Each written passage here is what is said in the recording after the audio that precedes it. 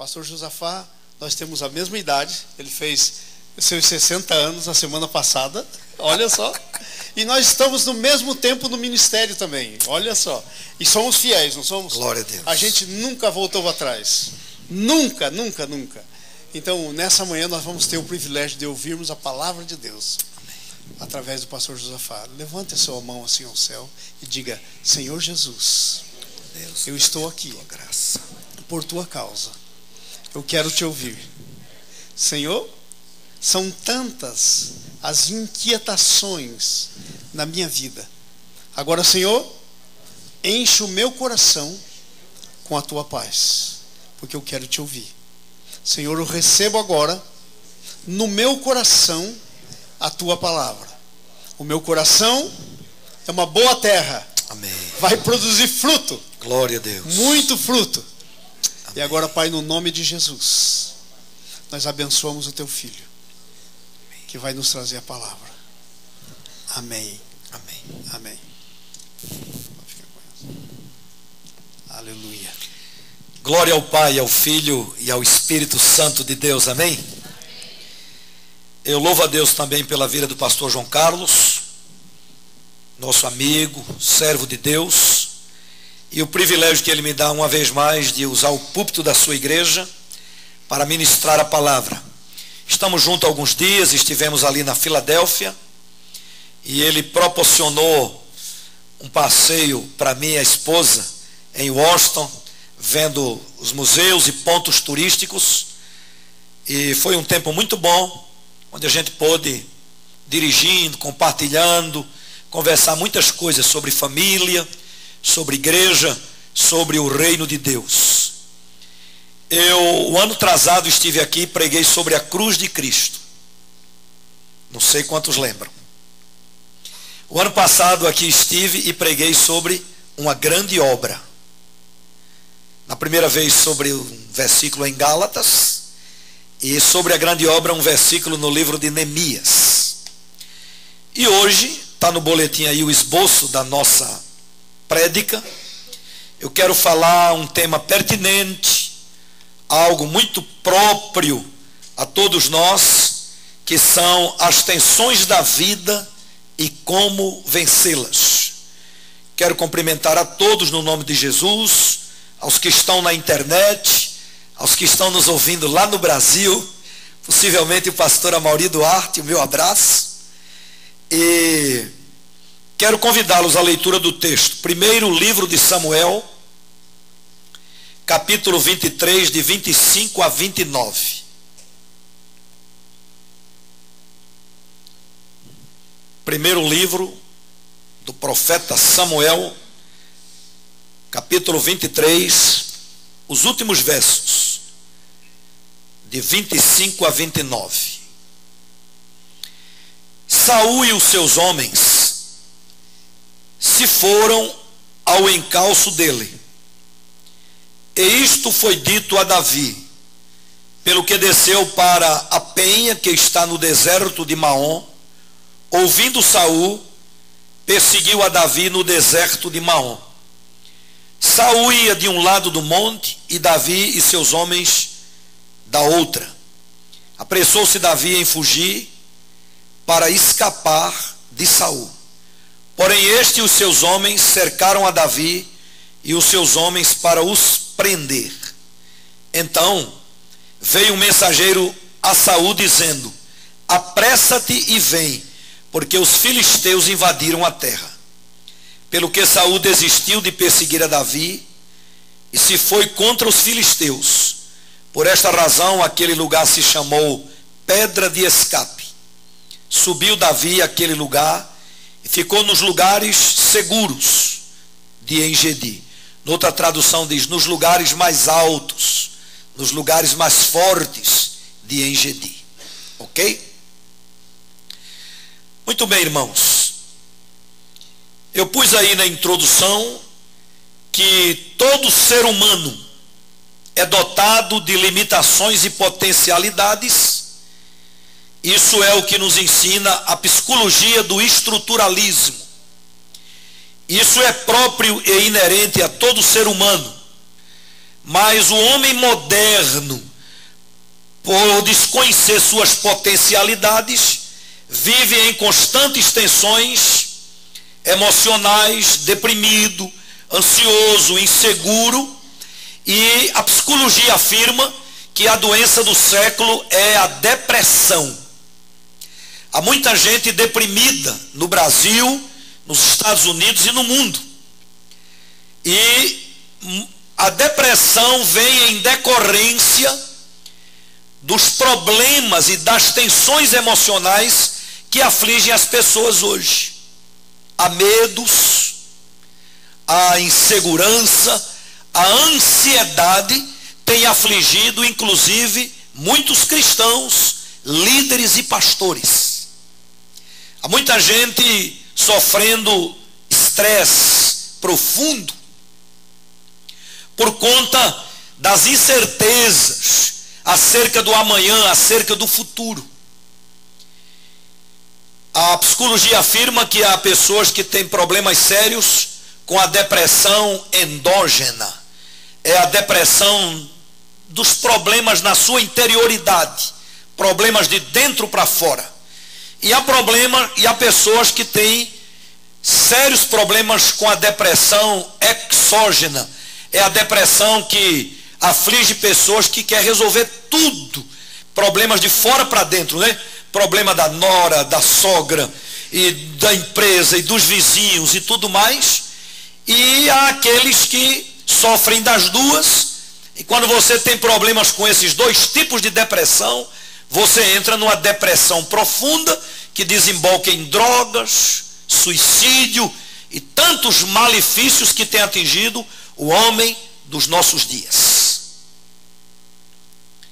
Davi, no contexto antecedente do que li para vocês, está vivendo uma situação delicada.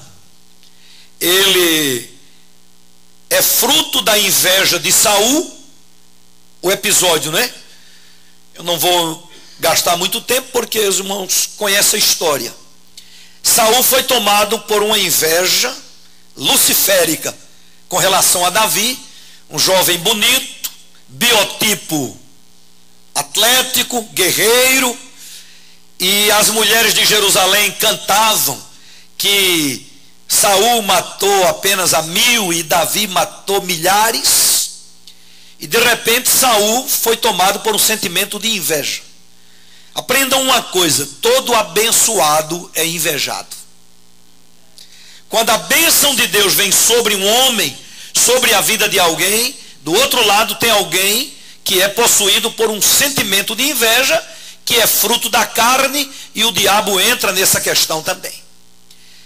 Mas Davi estava vivendo a sua vida normal, e ele foi fruto de na linguagem do brasileiro, de uma maracutaia, né? De um motim. Saul mobilizou um contingente de homens para atrair Davi à cidade de Keila, e com a ajuda dos ifeus, os moradores de Zif, eles intentaram contra a vida de Davi, e o propósito era matar Davi. Cerca este sujeito e mata, dar cabo, dar fim da vida dele. E, meus irmãos, Davi se viu cercado, perseguido, e a intenção de Saul era acabar com a vida de Davi. E isso lhe deixou tenso. Se vocês fizerem a leitura do capítulo 23, todo o contexto antecedente aqui, Davi esteve tenso, vendo a hora ser assassinado. A Bíblia diz que ele teve a oportunidade de atacar Saul, mas ele o respeitou como ungido do Senhor. Então vejam bem, muitas vezes os cercos da vida, as adversidades da vida, as intempéries da vida, os problemas conjunturais dos grandes centros, as dificuldades próprias que afligem a mim e a você, podem nos levar a esse sentimento de tensão, de ansiedade, de medos, de apreensão acerca do que pode acontecer conosco. se essa coisa não for bem trabalhada, se a gente não conhecer bem a palavra de Deus, suas promessas, quem somos, de onde viemos, para onde vamos, o que é que nós somos em Deus, né? A Bíblia diz que em Cristo nós somos mais do que vencedores. Nenhuma condenação há para os que estão em Cristo. Se Deus é por nós, quem será contra nós? A gente sabe que os atributos de Deus é que Ele é onisciente, onipotente, onipresente, eterno, imutável. Sua misericórdia se renova a cada manhã, sua fidelidade é grande, sua bondade se estende de geração em geração, mas às vezes o lado humano, o lado das fragilidades, o lado das limitações prevalece, as potencialidades não afloram e a gente fica acuado, amedrontado em razão dos problemas que nos cercam. Talvez eu esteja falando aqui a brasileiros, a hispanos, a americanos que estejam tensos sobre o seu amanhã, sobre a provisão para suas necessidades, sobre o seu futuro neste país, sobre o seu documento, se volta para o Brasil ou não volta, se aqui vai dar tudo certo ou não. E todas essas questões nos levam a um sentimento de tensão. E a tensão não trabalhada devidamente geram doenças psicossomáticas, gastrite, artrite, bucite e tudo que é ite. Vermelhões, coceira. Então, meus irmãos, Davi, nesse episódio, vai nos dar alguns elementos essenciais, algumas dicas, a gente superar, a gente sobrepujar, a gente vencer as tensões, as depressões, as ansiedades, né? Os medos que tentam nos afligir. A Bíblia diz que Deus não nos deu espírito de medo, mas de poder, de moderação e amor. E é nesse patamar, é nessa dimensão que a gente deve romper em fé a nossa vida cristã. Então, em primeiro lugar, Davi vai nos ensinar aqui no episódio, está lá no início do capítulo 23, verso 2 e verso 4, parte A, Davi buscou a orientação do Senhor. Fala para teu vizinho aí, busque a orientação do Senhor. Então, o grande problema nosso é que a gente identifica o problema, a gente identifica as dificuldades, mas a gente não tem aquela disposição de buscar a orientação de Deus para que Ele mesmo venha traçar as diretrizes da nossa vida. Porque, queridos, não há melhor lugar para a gente estar, seja no Brasil, na China, no Japão, na Grécia ou nos Estados Unidos, do que estar no centro da vontade de Deus. Quando você está na vontade de Deus, você entende o propósito de Deus para a sua vida, como tem ensinado o vosso pastor, o destino que Deus tem para você, e aí você é plenamente feliz. Agora, na prática, irmãos, como é difícil a gente desenvolver essa disposição de buscar a orientação de Deus. A gente é a geração que desaprendeu a orar. Nós somos a geração do fast food, do shopping center, né? De tudo na hora, rápido. E às vezes a gente não cultiva esse lugar secreto, esse encontro diário e renovado com Deus, aquele momento sozinho com Deus, aquele momento a sós com Deus, em que você abre o coração, rasga o teu coração diante de Deus. Então tem muita gente com a alma amputada, ferida, machucões, buracos na alma, não experimentou a cura interior, porque não há essa disposição de buscar a orientação de Deus. A Bíblia diz assim: buscar-me-eis e me achareis quando me buscardes de todo o vosso coração. Clama a mim e responder-te-ei e anunciar-te-ei coisas grandes e ocultas que não sabes. Como é que anda o seu tempo com Deus? Como é que anda a sua busca diária pela presença de Deus?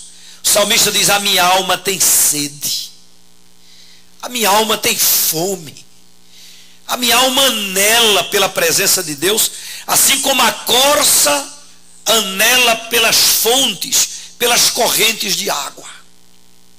Eu lendo um comentário sobre isso, a corça, né, o veadozinho que vocês vê tanto aqui em Atlanta, quando ele está com sede, a sua adrenalina vai a 1000, sua audição é aguçada e o seu sistema nervoso a toda, e ele vai procurando ali até encontrar o barulhinho da água, a fonte que vai descedentá-la. É assim que a gente tem que fazer, como Jacó no Val de Jaboque, como Ana lá no templo, não é? Você deve buscar intensamente a Deus, buscá-lo, como diz o texto acerca de Ana. Ana se derramou na presença de Deus. Jacó, a Bíblia diz que Jacó, determinadamente ele disse: eu não sairei da tua presença enquanto tu não me abençoares. Então, esse buscar a orientação de Deus, que Davi nos ensina aqui no verso 2 e repete no verso 4, é que ele não queria tomar nenhuma decisão precipitada, nenhuma decisão sem o critério de ouvir a voz de Deus. Então ele desenvolveu uma disposição de buscar a orientação do Senhor. Mas um passo seguinte aí, a letra B, nós temos que ter disposição de esperar a orientação do Senhor. E essa disposição não é muito própria para nós os latinos. A gente quer a coisa aqui e agora, né? Nós somos apressadinhos, e eu tenho dito que cautela e caldo de galinha não faz mal a ninguém. A gente precisa desenvolver a mente crítica, seletiva, examinar tudo e retende o que é bom. E às vezes a gente não tem esse critério. Há outros adágios lá no Brasil, que alguns devem lembrar aqui: a pressa é a inimiga da perfeição, e quem se apressa come cru. Então é bom a gente esperar a orientação de Deus. No Salmo 40, verso 1, está o texto predileto da minha esposa: esperei com paciência no Senhor, e Ele se inclinou para mim quando clamei por socorro. Ela clamou por um marido e Deus deu-me a ela. Ela esperou com paciência um baixinho abençoado. Então, irmãos, coisa maravilhosa é a gente esperar a orientação de Deus. Ela é boa, perfeita e agradável. Não é verdade? Então, dúvida é o maior opositor da fé. A dúvida muitas vezes paralisa a fé. E às vezes a gente toma decisões precipitadas. A gente toma a frente dos propósitos de Deus. E aí a gente vai sofrer as consequências. Então, meu querido, em momentos de tensão, de cercos na tua vida, de problemas que te afligem, desenvolva esta prática saudável, salutar, de desenvolver a disposição de buscar o Senhor, de esperar a orientação do Senhor. Lembrem do povo de Israel, quando pediram a orientação de Deus, Deus os livrou do Egito pelo caminho do deserto. Às vezes a gente ora, mas já com um sentimento preconizado: Senhor, dá-me uma esposa, contanto que seja Maria. Dá-me um marido, contanto que seja João. A gente não quer esperar a orientação de Deus. Então o povo orou e Deus disse: vocês vão sair pelo deserto. E alguém pode perguntar: por que caminhos do deserto? Foi no deserto que eles foram curados da idolatria. Foi no deserto que a glória de Deus se manifestou, com a provisão de maná, codornizes, a nuvem que os protegia de dia e a nuvem de fogo que os guiava de noite. No deserto, eles passaram por uma escola espetacular. Seu caráter cristão foi aprimorado, fibras acrisoladas, e o povo ficou maduro. Então, muitas vezes a orientação de Deus contraria a nossa. Mas a Bíblia diz: os caminhos do Senhor não são os vossos caminhos. Os pensamentos do Senhor não são os vossos pensamentos. O dele é muito mais excelente, mais elevado. Mas sabe, queridos, quando a gente obedece, vale a pena. É melhor obedecer do que sacrificar. E a obediência é a essência do caráter. Por fim, nós temos que ter a disposição de obedecer à orientação do Senhor. Eu lembro quando eu comecei minha vida de seminarista e fui trabalhar numa grande igreja em Recife. Logo uma moça me cumprimentou para me contar, eu não sei qual foi a intenção dela. Ela me cumprimentou e disse: pastor, Deus mandou eu acabar meu noivado. Eu disse: você obedeceu? Ela disse: sim. Me doeu muito, me custou muito, mas eu acabei o noivado. Deus disse que não era essa pessoa que seria minha esposa. E eu estou esperando que Deus vai orientar. E aí, logo no domingo seguinte, eu apresentei a Angélica como minha noiva e a pernambucana mais bonita que eu conheci. Que a igreja tinha muitas moças orando por um varão. E eu digo: eu vou logo cortar aqui o negócio, porque...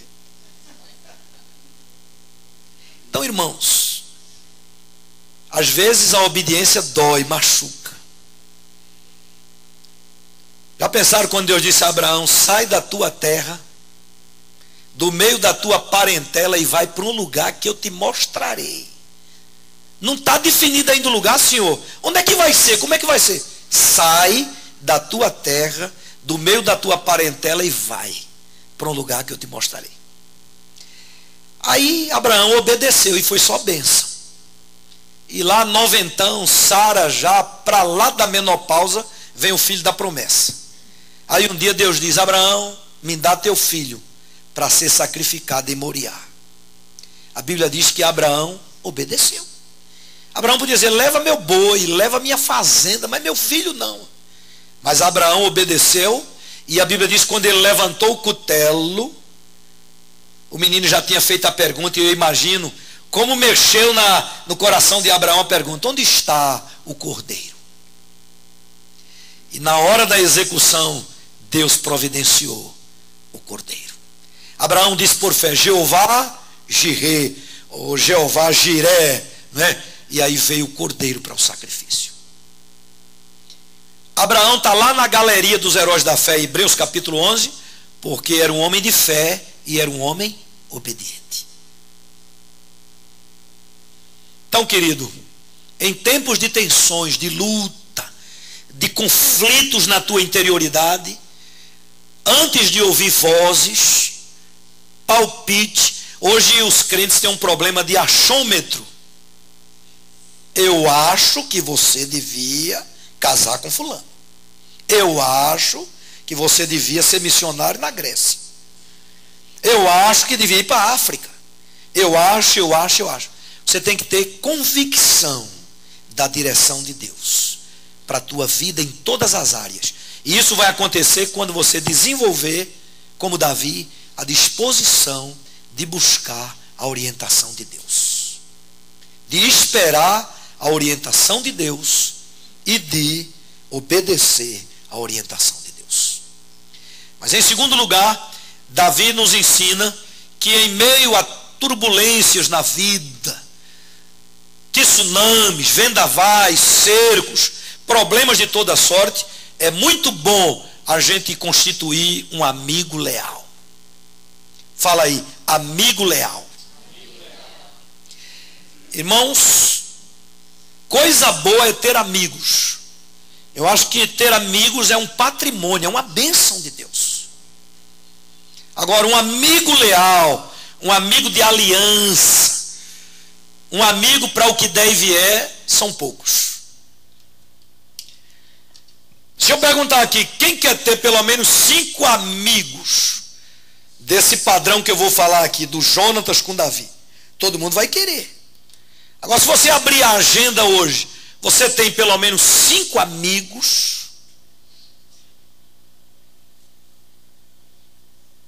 Coisa difícil é quando a gente está em dificuldade, não ter para quem ligar, não ter para quem pedir ajuda, porque é uma desconfiança constante. Será que se eu me abrir com o pastor Paulo, ou com o pastor João, ou com o Felipe, ou com a Anice, eles vão guardar segredo desse problema que eu estou enfrentando? Então esse medo, essas indecisões, né, tem levado muita gente a sofrer sozinho seus traumas, suas neuras, suas dificuldades do dia a dia.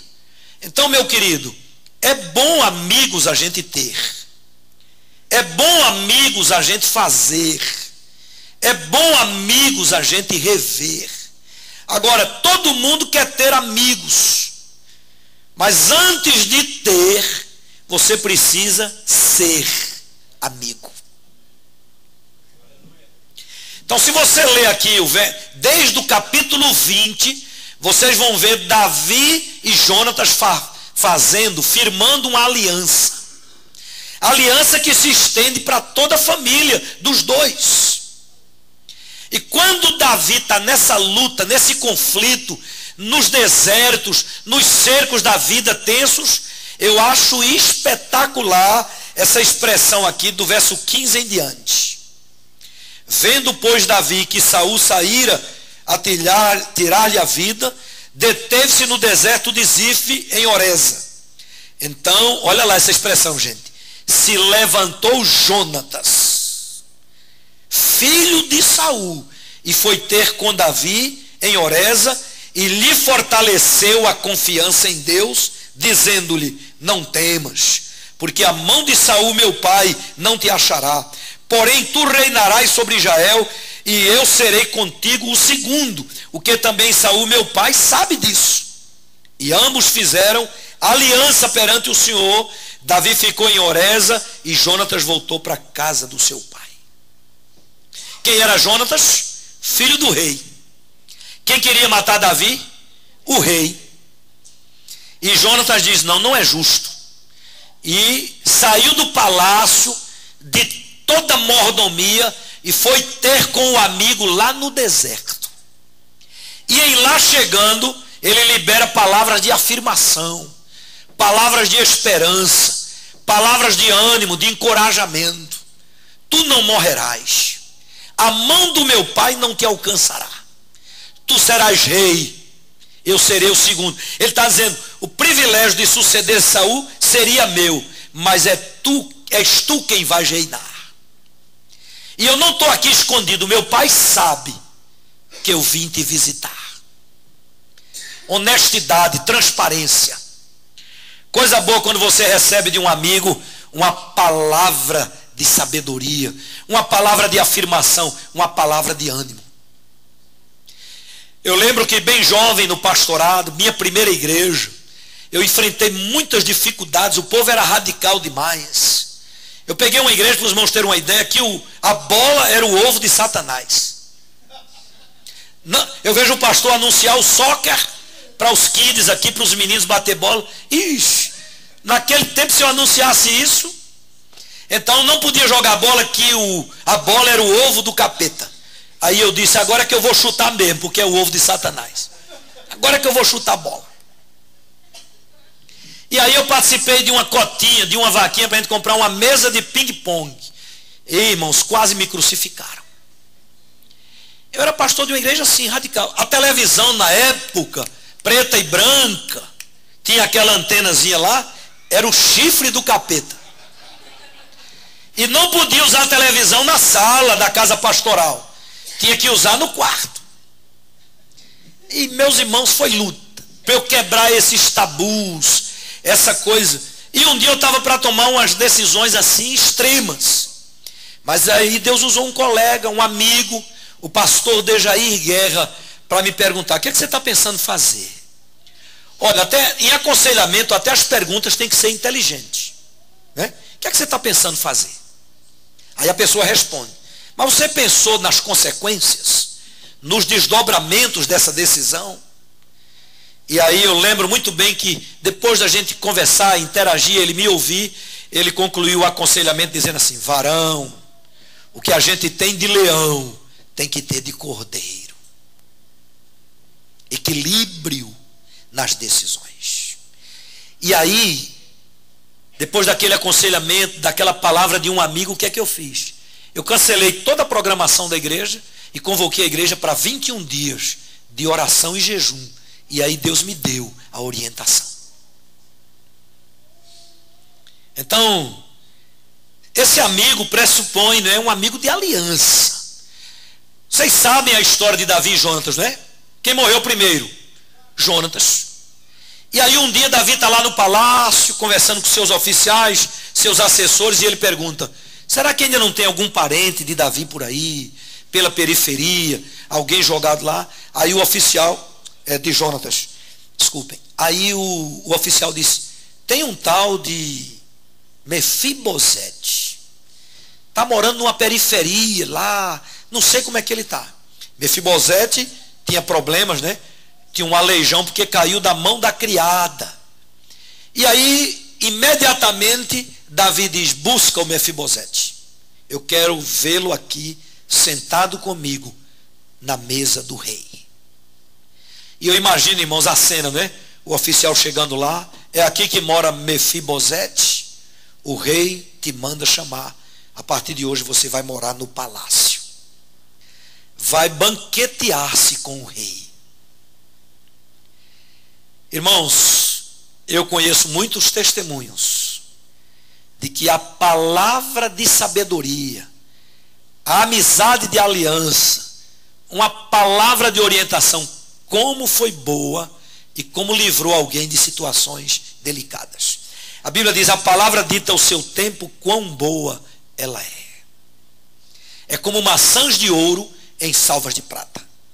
Mas eu digo aqui na letra B que isso pressupõe um discipulado, uma mentoria. Então eu tenho no pastor João um amigo de aliança, um discipulador, um mentor. A gente precisa de cobertura. A gente precisa de alguém para a gente se abrir, compartilhar das nossas lutas, das nossas dificuldades. E nessa matéria, nesse quesito de discipulado, eu quero dizer para a igreja que isso é de Deus, irmãos. O discipulado um a um. Ninguém sem cobertura. Ninguém sem ter um discipulador, claro, que tem traços do caráter do Senhor. O João disse aqui há pouco que nós temos o mesmo tempo de ministério, sempre fomos fiéis, ninguém olhou para trás. Como eu fiquei feliz vendo o filho do João ministrando a ceia, o outro na bateria, a família integrada, como a minha também. Nós somos uma família sacerdotal. E aí, o João é meu conselheiro. Ele analisa a coisa, é um homem preparado, na palavra, no mestrado, nas instruções. Então você precisa constituir na sua vida uma amizade leal nesse nível. Alguém que vive em linha com Deus, com a palavra, e tem condições de te ajudar. Estão me entendendo? Não fique sozinho, não sofra sozinho. É importante você ter alguém para abrir o coração. E Deus vai usar aquela pessoa, se ela é de Deus, né, como um profeta. Jonatas disse a Davi: tu não morrerás. A mão do meu pai não te alcançará. Tu vais reinar em Israel. E o meu pai sabe bem disso. É alguém que vai dirigir para você, em palavras, o amor que sente por você. É o amor verbalizado, palavras de afirmação, de encorajamento, de esperança. Irmãos, eu vi o João dizer algo muito lindo ontem lá no aniversário dele. Eu não viveria sem vocês, a igreja. A Nice nos preparativos dizendo lá: ah, pastor, eu gosto muito disso aqui. Qualquer coisa a gente faz o culto da fogueira, a gente faz uma vigília. Irmãos, eu não entendo um crente que não gosta de gente. Cheiro de gente. Você tem que estar perto de gente. Vocês não imaginam a importância do toque, do amor verbalizado a um drogado, a um alcoólatra. O pastor João vê alguém aí à porta, totalmente desorientado, aturdido, e abraçar, tocar, dizer: meu querido, Deus te ama. Não é isso que Deus tem para a tua vida. Deus tem propósito para a tua vida, para a tua família. Venha para a nossa igreja, chegue aqui para perto de nós, e aí abraça. Ainda que o sujeito esteja sujo, fedendo, mas o toque, o amor verbalizado tem uma força que vocês não imaginam. Noutra ocasião eu vivi um problema muito sério. Foi mais ou menos nesse contexto que eu falei da igreja. Aí um outro colega, um maranhense abençoado, ele chegou lá em casa, eu estava baqueado, eu estava um tanto apreensivo, estava tenso no sofá da casa pastoral. Ele disse: varão, deixa eu te dizer uma coisa. Se não der certo você continuar nessa igreja, fome você não passa, e na rua você não fica. Você vai lá para minha casa. Já pensaram uma palavra dessa? Fome você não passa, na rua você não fica. Então é amigos leais, amigos de aliança que a gente tem que ter para vencer as adversidades da vida. Quem aqui não enfrentou problema ou enfrenta? Todos nós. Quem aqui já não cometeu percalços, erros, às vezes até graves? Todos nós.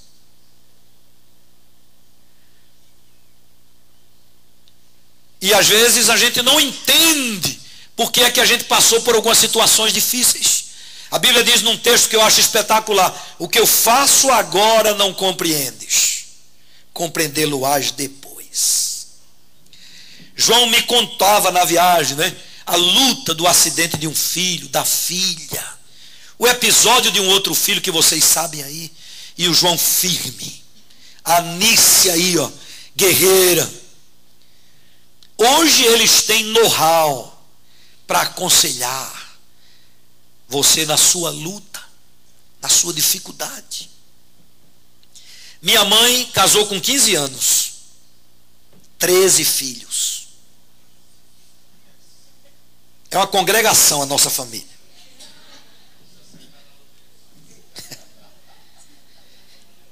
E aí, meus irmãos, mamãe na igreja, líder do círculo de oração, Assembleia de Deus, aquela mulher guerreira, valente. E de repente chega uma menina novinha, bonita, de 3, 5 anos de casada, falando em separação. Aí minha mãe: vem cá, deixa eu te falar o que eu já passei. Meu pai é mais velho que a minha mãe, 12 anos. Eu os tenho ainda. Meu pai está com 93, mamãe com 81. Visitei eles antes de vir para cá, no Recife. E aí mamãe disse que meu pai era ciumento. Ele copiava aquele padrão de Abraão. Quando chegava uma visita, ele não queria nem que mamãe viesse na sala. Lembram de Sara lá, escondidinha atrás da porta, só escutando a conversa de Abraão com os visitantes, né, João? Meu pai era assim, ciumento demais. E minha mãe, cautela, sabedoria. Provérbio 14, né? A mulher sábia edifica a casa e a tola derruba com as próprias mãos. E aí mamãe conta para as mulheres mais jovens como Paulo recomenda a Tito a serem boas donas de casa, a cuidar dos próprios filhos, do marido, a não serem fofoqueiras, não dadas ao vinho, a serem mulheres consagradas, idôneas. A mulher de hoje não aguenta 13 filhos, nem 3. 3 já pesa, né? Cris nem vai ter 3, já veio 2 logo no atacado, mas 3 filhos hoje, todo mundo diz 3, já está bom demais, pelo amor de Deus. E é porque tem micro-ondas, máquina de lavar, máquina de secar, carro bom. Minha mãe só comprou uma máquina de lavar roupa quando era noivo de Angélica. Lavava roupa na mão dos 13. Jesus de Nazaré, aumenta a minha fé e me ajuda a ficar em pé. Era assim que minha mãe orava. E aqui e acolá tomava um café. Então, irmãos, Mas mamãe venceu. Hoje nenhum de nós está desviado. Todo mundo nos caminhos do Senhor. Todo mundo com formação. Minha mãe pagou o preço. Então mamãe hoje aconselha as mais novas a superar essas coisinhas que é própria da vida de casal, né? 3 anos de casado, 5 anos. Olha, antes de formar o primeiro ciclo de 7, é uma luta, gente. Eu não sei para quem eu estou falando aqui. Quantos anos de casado você tem? Vigia. Tem anos que é perigoso. Eu estou com 35 anos. 7 vezes 5? 5 ciclos de 7. Foi fácil? Com essa pernambucana aí? Não foi fácil.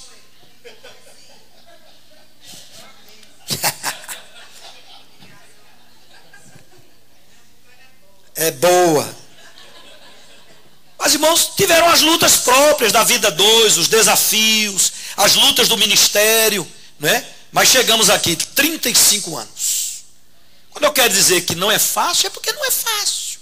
Todo casal tem luta, não há casamento perfeito, os desgastes próprios. Quando os filhos chegam, a relação é alterada, e aí vai. Então, irmãos, mas se os dois estiverem em aliança, que tiverem aquele sentimento de compromisso, a coisa vai. Então hoje, eu e a Angélica, a gente aconselha os mais jovens, orienta que nós estamos aqui, estamos socorrendo um casal lá em luta. Graças a Deus, nesses zap da vida aí, a gente vai aconselhando e orientando a turma. Então, queridos, se você não tem amigos, saiba que ter amigos é bênção. Jesus disse que já não chamava os discípulos de servos, mas de amigos. E a Bíblia diz que há amigos mais chegados que um irmão. Vocês viram o pastor apresentando a família aí, né? Minha filha, meu genro Henrique, o sogro dela, os pais do Henrique, Judite e Zé Orlando, o Dudu. Era para estar no Brasil já hoje, comendo churrasco lá na beira da piscina. Mas a Delta aprontou umas aí e eles tiveram que ficar em Atlanta. E a Delta só deu uma noite de hotel e hotel ruim. Mas aí eles têm amigos em Atlanta. Pastor João Carlos correu, foi lá no hotel, levou para a casa de Crisney, voltou e disse: os passarinhos já estão na gaiola. Já estão hospedados. Não é bom ter amigos? Agora, seja amigo. Estenda a mão, socorra, faça sempre o bem. Sabe o que é que a gente aprende em psicologia? Quando a gente ajuda os outros a vencer os problemas que eles têm, a gente esquece dos nossos. Né, doutora? A gente esquece. Ajude, irmão, estenda a mão. Tenha um amigo de aliança, é gostoso, vale a pena. E para terminar, a terceira lição que eu quero extrair aqui desse texto é a parte que eu li. Olha, irmãos, aprendendo a esperar na provisão de Deus. Davi está lá acuado no deserto, e nessa versão aqui diz que é o deserto, como é o nome desse? De Maom. Começa com Maom. É um deserto mau. Deserto é escassez de tudo, né? E está lá Davi acuado, a turma cercando ele para matar, irmãos. Prender e matar. E a tensão dele vai aumentando, e a tensão vai aumentando. De repente, fala aí, de repente. Olha, esse de repente na Bíblia é tremendo, irmãos. Quando você lê um de repente, você presta atenção. De repente, um som como de um vento encheu a casa. E todos foram cheios do Espírito Santo. Então, de repente, chega um mensageiro. Não sei se vocês prestaram atenção. De onde é que vem esse mensageiro? Dos filisteus. Quem era Golias? Um filisteu. Davi matou Golias. Esse filisteu podia ficar também contra Davi. Aí ele chega, olha lá. Um mensageiro filisteu diz: Saul, o que você está fazendo não é certo não. É total idiotice, insensatez. Estão invadindo o palácio, estão invadindo a terra, e você com esse ciúme bobo querendo matar Davi. Volta para a tua função, para o teu lugar. E aí o texto em seguida diz: e deixou Saul, a outra versão que diz: e desistiu Saul de perseguir Davi. Quem é que faz isso? É Deus. Na hora de eliminar o cara, na hora de matar, na hora de prender, está tudo pronto. Deus mexe lá no coração de Saul e diz: deixa esse homem em paz. E desistiu Saul de perseguir a Davi. Então, querido, aprender a esperar na provisão de Deus pressupõe fé. Eu creio que Deus vai me livrar. Eu creio que Deus vai suprir. Eu creio que o melhor de Deus está por vir. Eu creio que a minha história vai mudar. Eu creio que meu casamento será restaurado. Eu creio que as finanças vão se arrumar. Eu creio que portas vão se abrir. Fé que vê o invisível, crê no incrível e obtém o impossível. É nessa dimensão de fé que a gente aprende a crer na provisão de Deus. Ele traz à existência o que não existe, e Ele é poderoso para fazer infinitamente mais além do que pedimos ou pensamos. Então isso pressupõe confiança. Salmo 125: os que confiam no Senhor são como o monte de Sião, que não se abala, mas permanece para sempre. Deleita-te também no Senhor, e Ele satisfará o que deseja o teu coração. Entrega os teus caminhos ao Senhor, confia nele, e o mais Ele fará.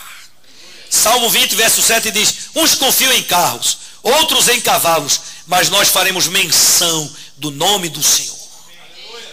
Então, Davi subiu para os lugares mais altos, e ali ficou no lugar chamado Pedra de Escape, nos lugares seguros de En-Gedi.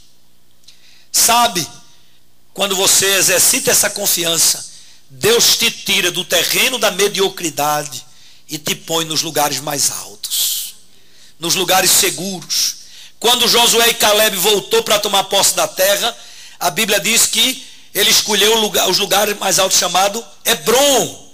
Era os lugares mais altos lá da terra.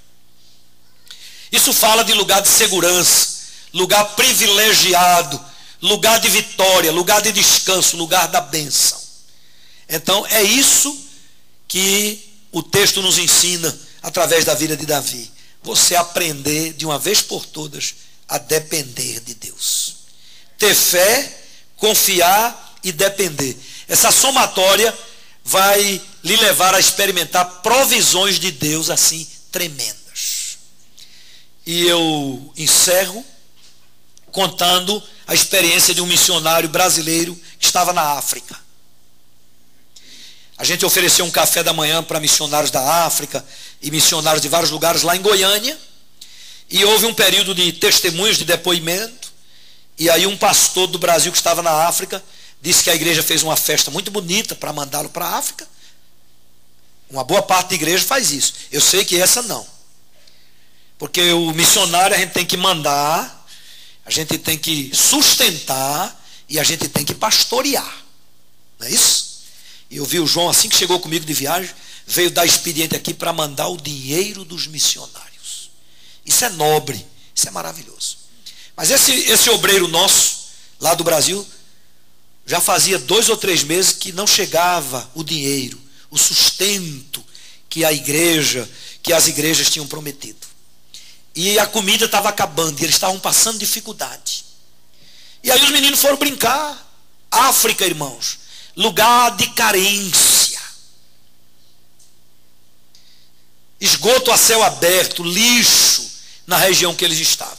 Aí os meninos foram brincar e removeram lá um lixo, e apareceu um colchão, e eles viraram um colchão, e aí tinha um buraco assim, o menino mexeu lá, não sei, apareceu $800 em nota de 100 novinha. Aí os meninos voltaram felizes da vida: papai, olha o que a gente achou. Meu filho, onde é que você achou esse dinheiro? Pelo amor de Deus. No lixo, papai, estava no lixo.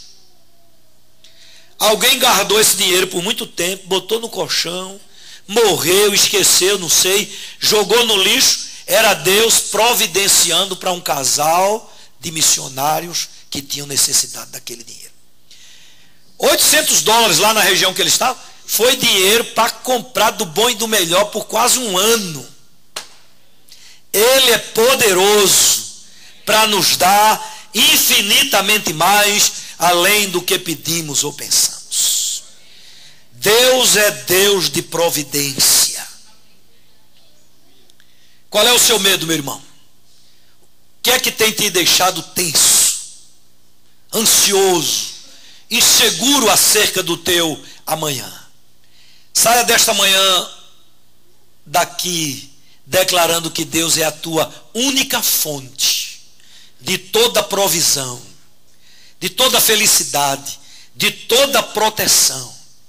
Aprendamos com Davi a, em momentos de cerco, de desertos, de tensões na vida, buscar a orientação de Deus, constituir um amigo leal, um amigo de aliança, e a crer sem nunca duvidar e depender exclusivamente de Deus. Ele é a única fonte que não seca. Fique em pé um instante. Eu quero orar por você.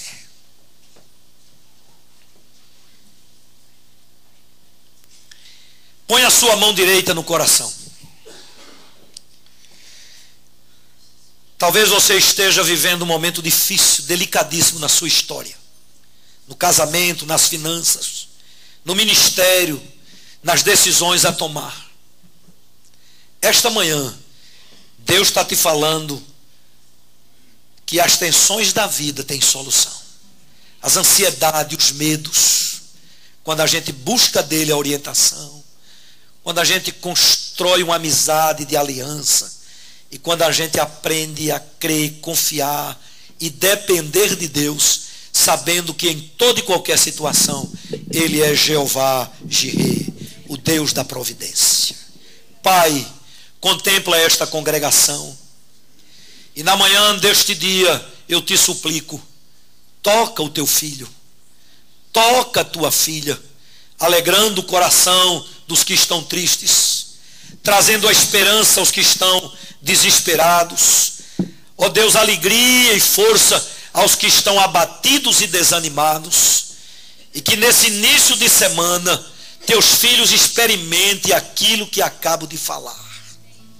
Que na influência benéfica do teu Espírito haja, ó Deus, na vida, na casa, no ministério, na família de cada um que aqui está esta manhã, a bênção da provisão, a bênção da orientação.